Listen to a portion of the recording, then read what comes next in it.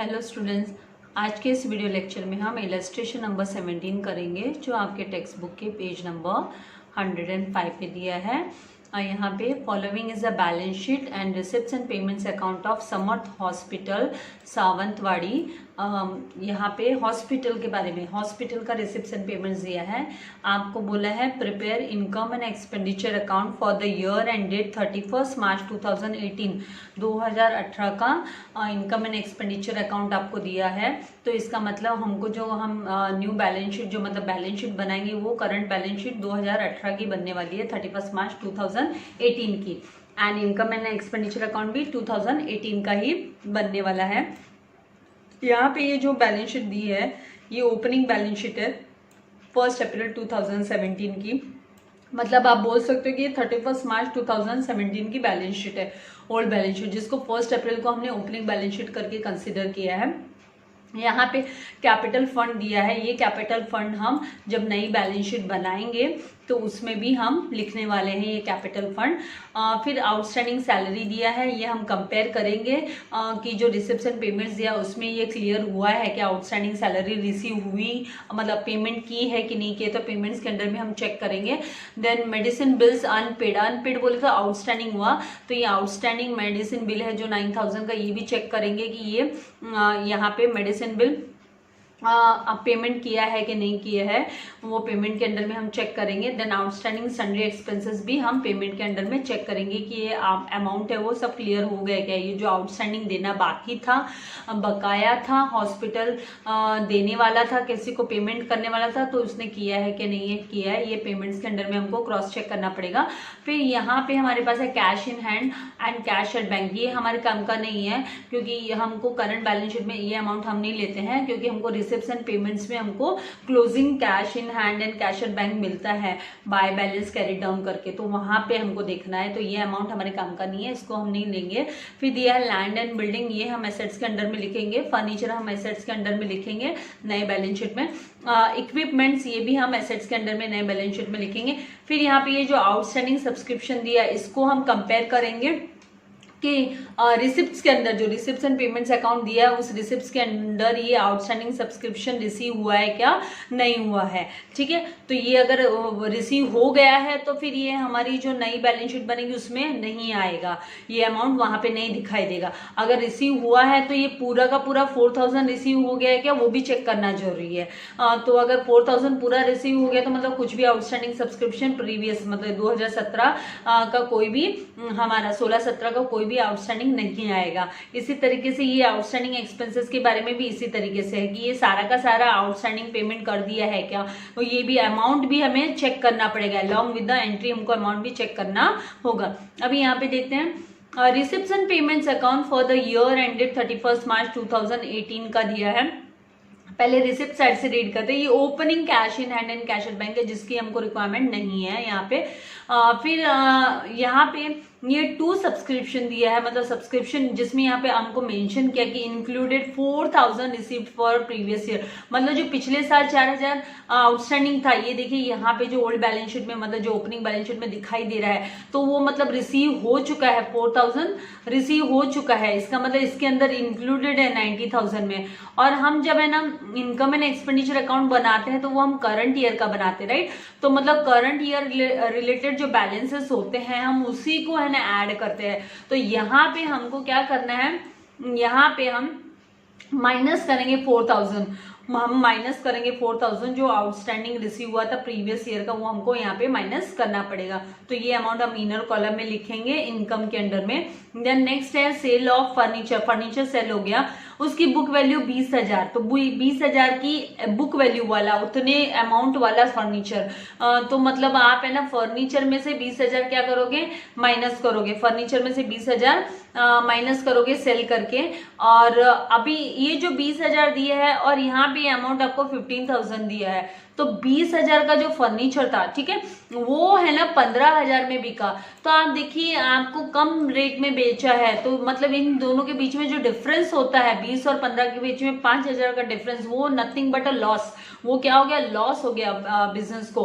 तो वो 5,000 का ये जो डिफरेंस आता है, ये जो लॉस आता है, ये हमें है ना एक्सपेंडिचर के अंडर में शो करना है, loss on sale of furniture करके।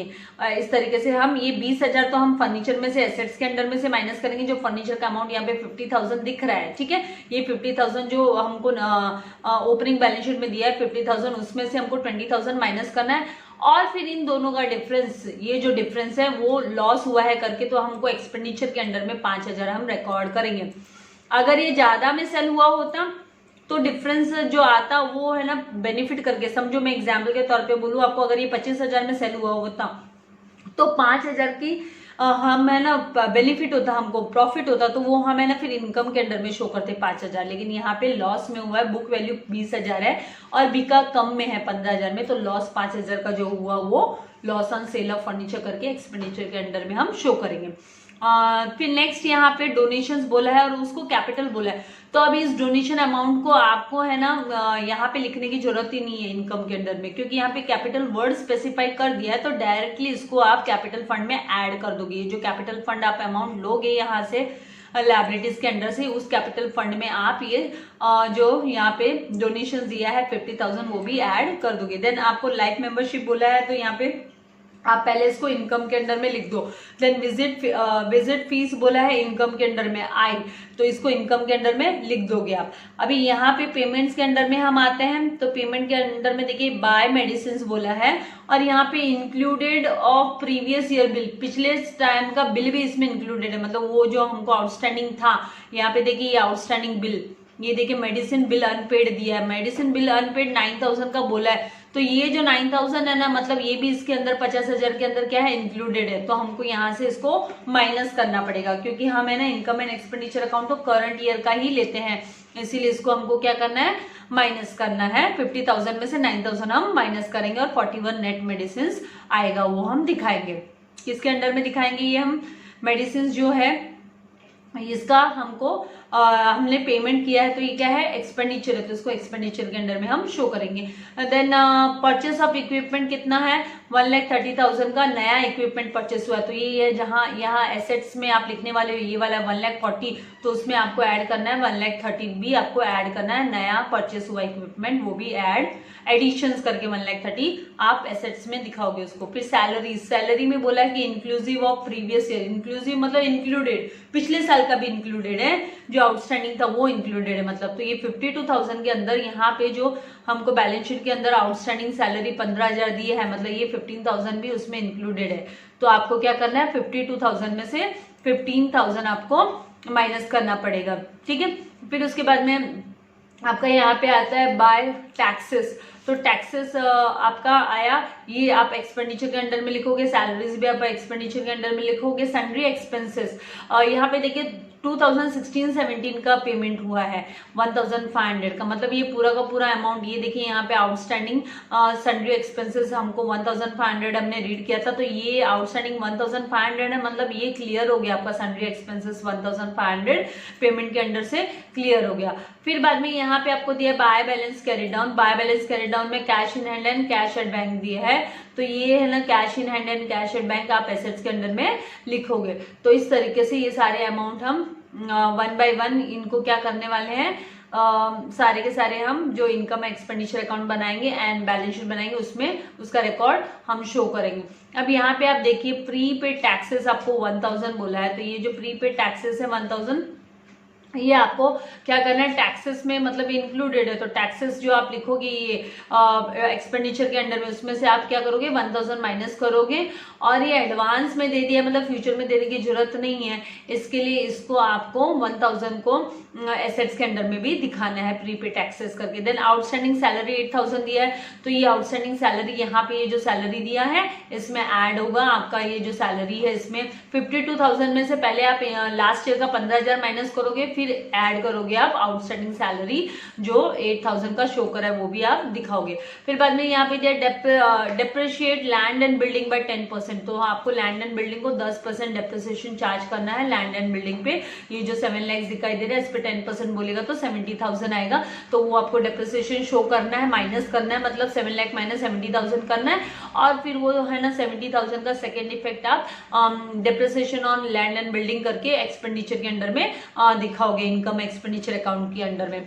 फिर यहाँ पे ये जो इक्विपमेंट्स दिया है 12,000 का, तो मतलब आपको एडिशन करने के बाद में आप 1 लाख जो 40 यहाँ पे आपको जो ओपनिंग बैलेंस शीट में दिया है उसको भी अमाउंट को लेने वाले प्लस 1,30,000 करोगे। फिर उसमें से हम क्या करेंगे, ये 12,000 का डेप्रिसिएशन माइनस करेंगे और इसका सेकेंड इफेक्ट हम एक्सपेंडिचर के अंडर में डेप्रिसिएशन ऑन इक्विपमेंट करके शो करेंगे।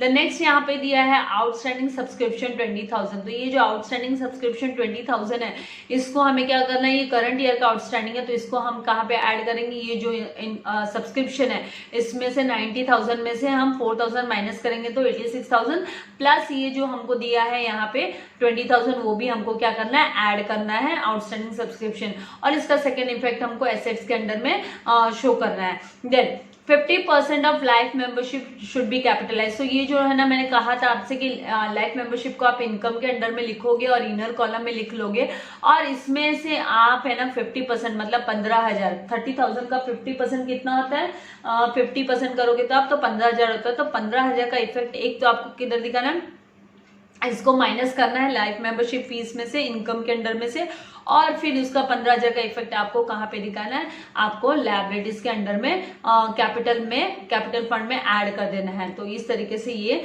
सारे एडजस्ट 1 हमको करने हैं। तो आइए मैंने फॉर्मेट रेडी रखा है, तो हम है ना 1 बाय 1 हम पहले जो हमारी ओपनिंग बैलेंस शीट दी है उनके अमाउंट्स को हम नोट डाउन करना स्टार्ट करेंगे। सबसे पहले लायबिलिटी साइड में जो कैपिटल फंड दिया है उसको हम लिख लेंगे बैलेंस शीट के अंडर में। तो यहाँ पे हम बैलेंस शीट के अंडर में कैपिटल फंड इनर कॉलम में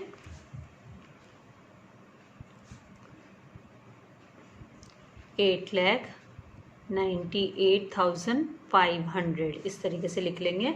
फिर नेक्स्ट हमको ये जो आउटस्टैंडिंग सैलरी ये सब तो माइनस करने वाला है हमको, यहाँ पे जब हम यहाँ पे लिखने वाले हैं हमको पता है कि वो इंक्लूडेड है, हमने एडजस्टमेंट रीड किए, राइट, हमने रिसिप्शन पेमेंट्स को रीड किया तो हमको पता है कि ये क्या होने वाला है, माइनस होने वाला है। तो टू सैलरी फिर माइनस आउटस्टैंडिंग, हम इसको लिख के रख लेंगे कि आउटस्टैंडिंग हमको आउटस्टैंडिंग फॉर प्रीवियस ईयर, पिछले साल का आउटस्टैंडिंग है करके हम यहाँ पे इसको 15,000 को जो दिया हुआ है वो लिख लेते इस तरीके से, ठीक है। फिर उसके बाद में नेक्स्ट हम क्या करेंगे, यहाँ पे जो नेक्स्ट हमको यहाँ पे जो दिया है क्वेश्चन में अनपेड बिल का, वो भी हम मेडिसिन बिल का जो हमें लिखना है। यहाँ पे हमको पता है कि आउटस्टैंडिंग का भी एडजस्टमेंट आने वाला है, हमको आउटस्टैंडिंग जो है ना सैलरी में करंट ईयर की हमको ऐड करनी है, तो वो ऐड आप इधर लिख लोगे, add outstanding for current year. ये हमको पता है कि ये इफेक्ट भी आने वाला है, हमने रीड किया है, और आपके पास हार्ड कॉपी होगी तो अब आप मार्किंग करके रखोगे, आप क्या करके रखोगे, मार्किंग करके रखोगे, तो उससे आपको आइडिया रहेगी कि आपको क्या करना है, राइट। आउटस्टैंडिंग यहाँ पे अभी हमको bill to medicine bill to क्या करेंगे, मेडिसिन बिल इधर हम लिख लेंगे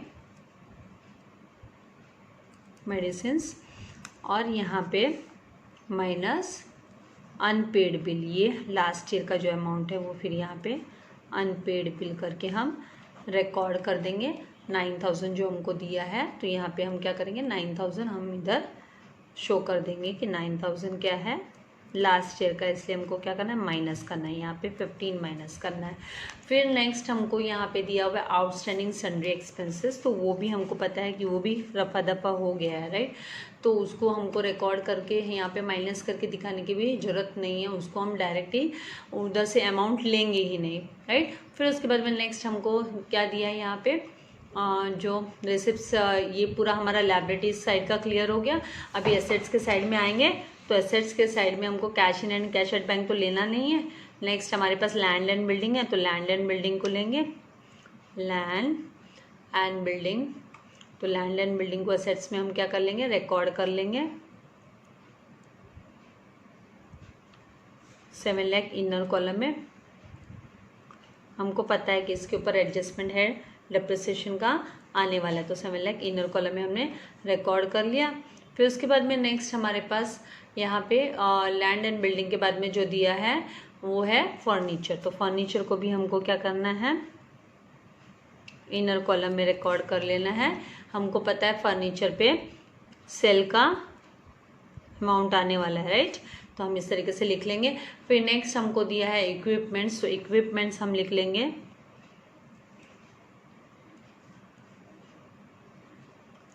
और इसको भी हम इनर कॉलम में रिकॉर्ड कर लेंगे 1,40,000 जो हमको दिया है, वो हम 1,40,000 को यहाँ पे रिकॉर्ड कर देंगे, ठीक है। क्योंकि इसके ऊपर भी हमारे पास एडिशंस भी आने वाला है, प्लस इस पे एडिशन आने के बाद में डेप्रिसिएशन भी आने वाला है। हमको क्वेश्चन रीड करते वक्त हमने देखा है, हमको पता है कि वो वहाँ पे आने वाला है, ठीक है। फिर नेक्स्ट हमारे पास आउटस्टैंडिंग सब्सक्रिप्शन, वो तो हमको माइनस करना है, राइट। तो वो कहाँ पे, यहाँ पे जब हम बाय सब्सक्रिप्शंस लिखेंगे करंट ईयर का, तब हमको करना है, राइट। वो इन्फो हमारे पास वहाँ पे भी दी हुई है, कभी कभी नहीं दी होती तो खाली इंक्लूडेड वर्ड यूज़ किया होता है, तो उस टाइम पे हमको पता है। तो ये हम खाली बाय सब्सक्रिप्शन जस्ट मैं लिख के छोड़ा है, हमको आउटस्टैंडिंग तो माइनस करना ही है वैसे भी। अभी यहाँ पे हम रिसिप्ट्स एंड पेमेंट्स में आएंगे, तो रिसिप्ट्स एंड पेमेंट्स में cash in and cash at bank तो हमको लेना नहीं है। सब्सक्रिप्शन का अमाउंट हमको कितना दिया हुआ है, 90,000, तो इनर कॉलम में 90,000 लिखेंगे और उसमें से हमको अब माइनस करना है, तो minus outstanding for previous year. तो प्रीवियस ईयर का ये इंक्लूडेड है, हमको पता है, हमको इन्फॉर्मेशन दी है फॉर प्रीवियस ईयर। तो प्रीवियस ईयर का 4,000 हम यहाँ पे माइनस कर देंगे, तो हमारे पास 86। पे हमको करंट ईयर का भी आउटस्टैंडिंग यहाँ पे है, आउटस्टैंडिंग यहाँ पे सब्सक्रिप्शन है, तो यहाँ पे हम 86 इनर कॉलम में लिख लेते हैं फिलहाल। फिर जब भी वो हमारे पास अमाउंट आएगा तो यहाँ से हम क्या करेंगे, ऐड कर देंगे। फिर नेक्स्ट हमको सेल ऑफ फर्नीचर का दिया, तो सेल ऑफ फर्नीचर मैंने बोला था कि फर्नीचर में से हमको क्या करना है, माइनस करना है। तो यहाँ पे माइनस हम क्या करेंगे, यहाँ से माइनस सेल और फर्नीचर, या फर्नीचर सोल्ड भी लिख सकते हो आप, ओके। तो कितना, 20,000 का बुक वैल्यू है ना, वो हम रिकॉर्ड करते हैं। कभी भी बुक वैल्यू कम भी हो सकती है मार्केट वैल्यू से, या ज़्यादा भी हो सकती है। 10th स्टैंडर्ड में भी आपने फाइनेंशियल प्लानिंग जब स्टडी किया था तो उसमें भी आपको था, राइट। तो यहाँ पे 30,000 का आप आउट में दिखा दो, इस पर कोई डेप्रिसिएशन वाला है नहीं, हेज। अभी ये जो है ना 20,000 का बुक वैल्यू, राइट, और जो 15,000 में सेल हुआ, तो जो डिफरेंस 5,000 का है वो लॉस है, तो उसको आपको रिकॉर्ड करना है एक्सपेंडिचर के अंडर में। उसको एक्सपेंडिचर के अंडर में रिकॉर्ड करोगे तो यहाँ पे आप लिखोगे, यहाँ पे to loss on sale of furniture, तो आप चाहिए ब्रैकेट में 20,000 माइनस 15,000, तो आपको कितना आएगा, 5,000। ये जो 5,000 का लॉस है ये आपको शो करना है, ठीक है। इस तरीके से आप लिख लोगे। फिर नेक्स्ट आपके पास यहाँ पे फर्नीचर का ट्रांजैक्शन होने के बाद में हमको क्या दिया हुआ है, डोनेशंस के बारे में बात हुई। तो डोनेशंस पूरा का पूरा कैपिटल डोनेशन बोला हुआ है, तो हम क्या करेंगे, ऐड डोनेशंस, ये कैपिटलाइज करने बोला हुआ है, मतलब कैपिटल डोनेशन है, मतलब कैपिटलाइज करने बोला है। तो ऐड 50,000 इधर हम ऐड में लिख देंगे कैपिटल फंड के अंडर में। नेक्स्ट हमको लाइफ मेंबरशिप दिया है, तो हम लाइफ मेंबरशिप को क्या करेंगे, बाय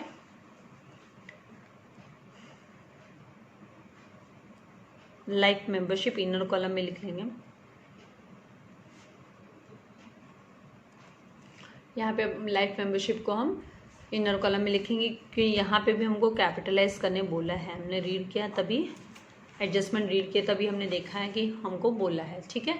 फिर उसके बाद में नेक्स्ट हमारे पास क्या है, विजिट फीस है, तो वो by visit fees, by visit fees, ठीक है। तो विजिट फीस का 55,000 आप आउटर कॉलम में दिखा दो, इस पर कोई भी एडजस्टमेंट नहीं है। फिर इसके बाद में हम कहाँ पे आएंगे, हम पेमेंट्स के अंदर में आएंगे जहाँ पे मेडिसिन बिल की बात हुई है, 50,000 का मेडिसिन बिल, ठीक है। तो यहाँ पे हमने मेडिसिन का यहाँ पे हेडिंग दे के रखा हुआ है ना, यहाँ पे हम 50,000 लिख लेते हैं इस तरीके से, ठीक है। और इसमें से अब हम क्या करेंगे, अनपेड जो है वो लास्ट ईयर का इंक्लूडेड था वो माइनस करेंगे, तो हमारे पास आउटर कॉलम में 41,000 हो जाएगा, माइनस करेंगे तो 41,000 आएगा। फिर आपको जो नेक्स्ट दिया है वो है आपका परचेस ऑफ इक्विपमेंट, तो आपको एडिशन करना है इक्विपमेंट्स में, तो आप यहाँ पे आके ऐड एडिशंस भी बोल सकते हो आप, ऐड परचेसेस भी बोल सकते हो, एडिशंस मेड, एडिशंस किया है तो 30,000 का, तो ये 2,70,000 टोटल आपका हुआ, ठीक है। इस पे बाद में जब ये एडजस्टमेंट आएगा डेप्रिसिएशन का तब हमको शो करना है। फिर इसके बाद में नेक्स्ट जो हमको दिया है यहाँ पे वो है सैलरीज, तो सैलरीज में इंक्लूडेड लास्ट ईयर का भी है, तो हमने यहाँ पे 52,000 हम क्या करेंगे सैलरीज का यहाँ पे लिख लेंगे 52, यहाँ पे 52,000 हम लिख लेंगे। आप जब इसको माइनस करोगे यहाँ इनर कॉलम में लिख लो, क्योंकि आपको आउटस्टैंडिंग भी आपको दिखाना है। 12 - 5 किया तो कितना होता है 7, ओके, और 4 - 1 किया तो 37, तो 37,000 में बाद में आपको एडिशन भी करना है आउटस्टैंडिंग जब आएगा तब। फिर इसके बाद में नेक्स्ट आपके पास ये नेक्स्ट हमारे पास क्या है यहाँ पे जो दिया है वो है टैक्सेस, तो टैक्सेस को हम क्या करेंगे 2 टैक्सेस करके यहाँ पे पेमेंट्स के अंदर में 2 टैक्सेस करके हम शो कर देंगे, 2 टैक्सेस, और जो 7,200 दिए हैं वो हम रिकॉर्ड कर देंगे। फिर उसके बाद में नेक्स्ट हमको सन्ड्री एक्सपेंसेस, तो ये तो 2016-17 का है और हमने देखा क्रॉस चेक किया बैलेंस शीट के साथ, तो ये 1,500 है ना, जो वो क्लियर हो गया, रफा दफा अमाउंट हो गया, ठीक है। फिर बाद में नेक्स्ट आपको cash in hand and cash out bank दिए, वो आप है ना एसेट्स के अंडर में लिखोगे, तो एसेट्स के अंडर में उसको यहाँ पे कैश इन हैंड अमाउंट दिया 8,300 और कैश एट बैंक अमाउंट है 21,000, इस तरीके से आप लिख लोगे। फिर उसके बाद में आपको क्या करना है, नेक्स्ट अभी आपको एडजस्टमेंट्स पे जाना है, तो एडजस्टमेंट्स में आपको प्रीपेड टैक्सेस बोला है, तो प्रीपेड टैक्सेस का एक इफेक्ट आपको यहाँ पे आने वाला है एसेट्स के अंडर में, तो आप इमीडिएटली प्रीपेड टैक्सेस ये जो है एसेट्स में हम 1,000 लिख लेंगे। ये एसेट्स मैंने आउटर कॉलम में डाला था, ये आउटर कॉलम में नहीं, यहाँ से इसको माइनस करना पड़ेगा प्रीपेड को, तो इसको इनर में लिख लो ये अमाउंट को 7,200, क्योंकि हार्ड कॉपी नहीं है तो हमने मार्किंग नहीं करके रखी है, तो यहाँ पे 7,200 को इनर कॉलम में आपको लिखना है, क्योंकि इसमें से आपको प्रीपेड माइनस करना है, टैक्सेस पे भी हमें एडजस्टमेंट है, तो माइनस करेंगे टैक्सेस में से, तो माइनस प्रीपेड टैक्सेस 1,000 का माइनस करना है, तो नेट जो अमाउंट है आउटर में वो 6,200 हमको दिखाना है, तो इस तरीके से 6,200 आउटर में चला गया।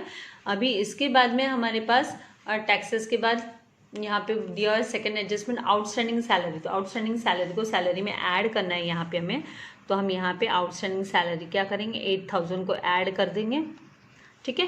तो ये आपका 45,000 आउटर कॉलम में आ जाएगा। तो ये जो 8,000 है इसका सेकेंड इफेक्ट है ना लायबिलिटीज़ के अंडर में जाएगा, तो हमें इसको क्योंकि ये पेमेंट करना बाकी है, तो जब भी आउटस्टैंडिंग पेमेंट होते हैं वो हम लायबिलिटीज़ के अंडर में शो करते हैं, तो यहाँ पे लायबिलिटीज़ के अंडर में हम आउटस्टैंडिंग सैलरी, ये करंट ईयर का है, प्रीवियस ईयर का तो हम एडजस्ट कर चुके, तो ये करंट ईयर का है, तो हम इसको 8,000 को लायबिलिटीज़ के अंडर में रिकॉर्ड कर देंगे। फिर उसके बाद में हमको नेक्स्ट दिया है depreciate land and building bye 10%, तो हमको यहाँ पे लैंड एंड बिल्डिंग को 10% हमको डेप्रिशिएट करना है, मतलब माइनस डेप्रिसिएशन। वर्बली तो मैंने आपको बता दिया था कि 70,000 इसका आएगा, फिर भी अभी मैं आपको ऑन रिकॉर्ड यहाँ पे वर्किंग नोट करके भी दिखा देती हूँ। वर्किंग नोट में हम land and building land and building, ठीक है। इसका एट द रेट ऑफ 10% हमको डेप्रिसिएशन कैलकुलेट करना है, डेप्रिसिएशन। तो यहाँ पे डेप्रिसिएशन ये जो 7 लाख रुपीज़ है, 7 लाख मल्टीप्लाई बाय आप 10/100 करोगे तो आपको जीरो कैंसिल, यहाँ से जीरो कैंसिल, ये जीरो और ये जीरो कैंसिल, तो टोटल 70,000 आपके पास बच जाता है। तो ये जो 70,000 है ये आपका डेप्रिसिएशन है। तो आप यहाँ पे इसको डेप्रिसिएशन को लैंड एंड बिल्डिंग के यहाँ पे 70,000 माइनस करोगे, ठीक है। तो इस तरीके से यहाँ पे ये आपका 6,30,000 आपका आउटर में चला जाएगा, 6,30,000 आउटर कॉलम में लिख दोगे। और ये जो 70,000 का सेकेंड इफेक्ट आपको डेप्रिसिएशन का, इसको आपको इनकम एक्सपेंडिचर, मतलब एक्सपेंडिचर के अंडर में भी, ये जो एक्सपेंडिचर अकाउंट है इसके अंडर में भी शो करना है। तो यहाँ पे हम to depreciation on land and building लिख लेंगे, depreciation on land and building जो 70,000 है उसको आउटर कॉलम में आप लिख दोगे इस तरीके से। और फिर नेक्स्ट यहाँ पे जो एडजस्टमेंट दिया है उसमें आपसे बोला गया है कि आपको इक्विपमेंट जो है उस पे 12,000 आपको माइनस करना है।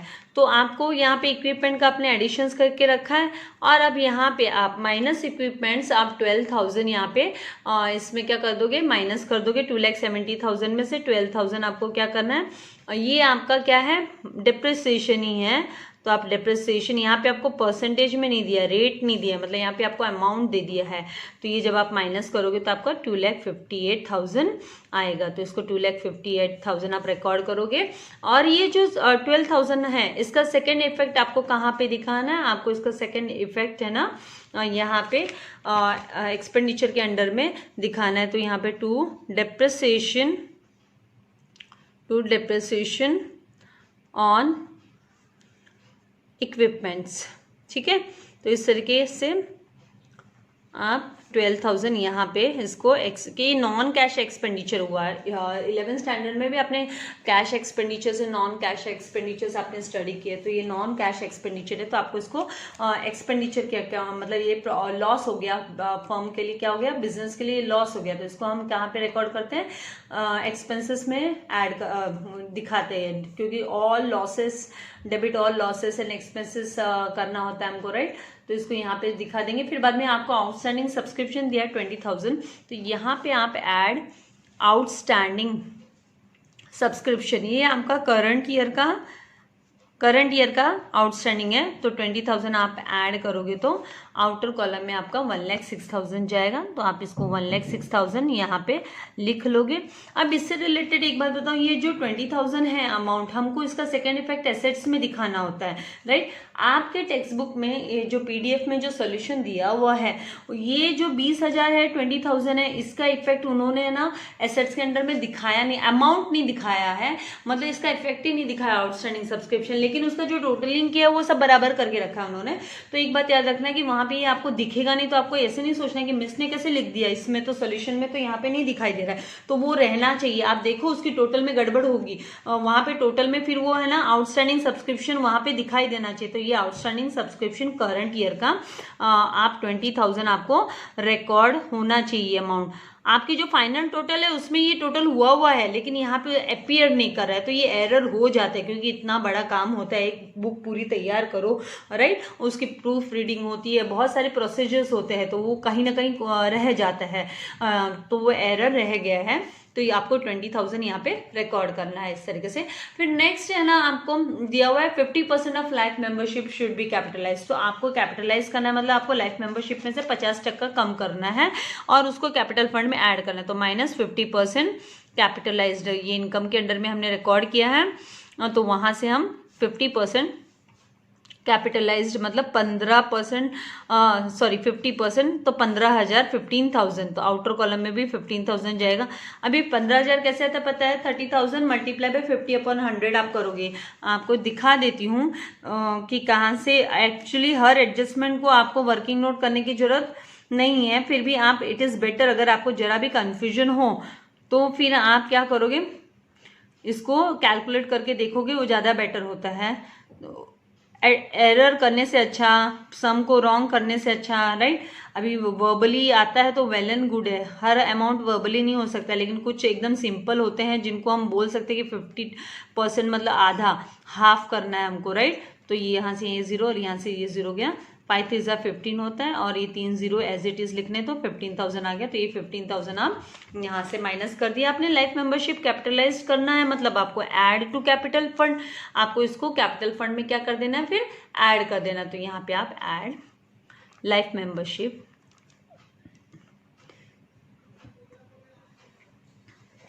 तो यहाँ पे लाइफ मेंबरशिप को आप क्या कर दोगे, 15,000 जो है वो ऐड कर दोगे।